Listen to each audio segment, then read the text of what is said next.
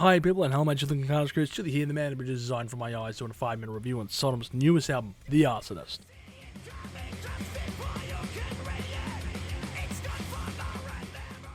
A brief history lesson to the uninitiated, but Sodom is one of the Teutonic Big Four, a term similar to the Big Four of thrash metal, except they are from Germany, and they join this lineup with acts such as Creator, Destruction, and Tankard. They make thrash metal, and have released some big albums such as Persecution Mania and Agent Orange. They are also a band who have had multiple lineup changes over the years, particularly in their early days. However, this is their second release with their current lineup, and I'm not going to even try to pronounce their names, which you can visit on their Wikipedia page at your own leisure. Now, aside from Creator, Sodom is the band that I am most familiar with, and that's not really saying a lot, because unfortunately my upbringing was not highly influenced by the finest metal that Germany had to offer, unless it was being performed by another group of arsonists. So I guess you could consider this as a fresh take a bit on a band that I'm at least familiar with.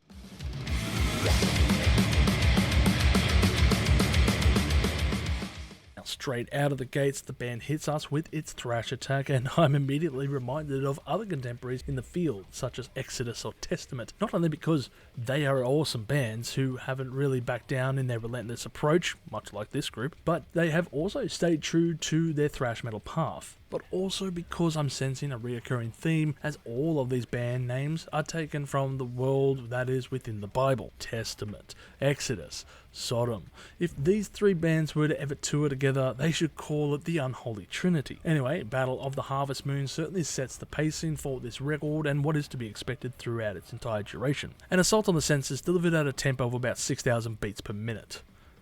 Gauge, that's just a number.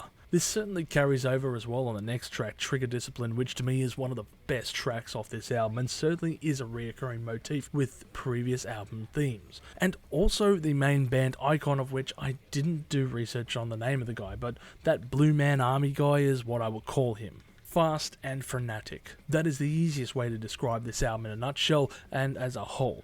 Each song feels like the band just took a sledgehammer approach to hammering in a nail and just moved on to the next piece with its pacing, never looking back for longer than 5 minutes. And I guess when you have a certain style to perform, why bother changing it up? Hey, if it ain't broke, don't fix it. And thrash metal is certainly one of those fields that is not meant to be played slow. I will say this about one of the songs on here, Alliteration of the Eons, and that is that it feels like they lifted Slayer's riff from Seasons of the Abyss for a small portion of their song at the 110 mark, as it can be heard throughout its runtime. Now, the longer this album plays out, the more I kind of question if the band are capable of offering more than one type of sound.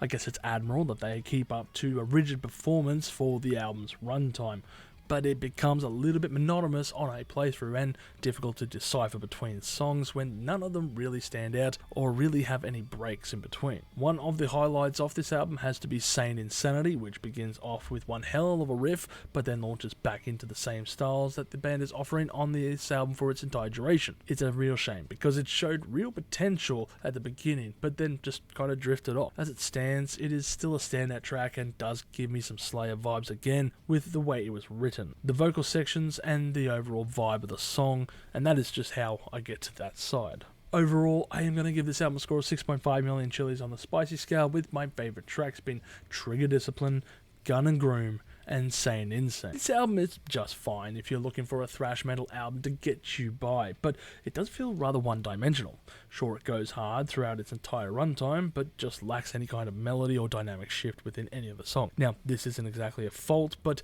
it depends what you are up for or what you are looking for as far as metal albums go. To me, this album just lacks a bit of vibrancy and doesn't really set it apart from millions of others. I'm sure fans of the band will find this record highly enjoyable and will have a good reason to play it loud and proud. On the flip side of the coin, I can understand why people consider thrash metal as a trash genre. Does Sodom still have it? Fuck yeah, they do. And without any knowledge of their 90s material, I'm guessing they never lost it or changed their style.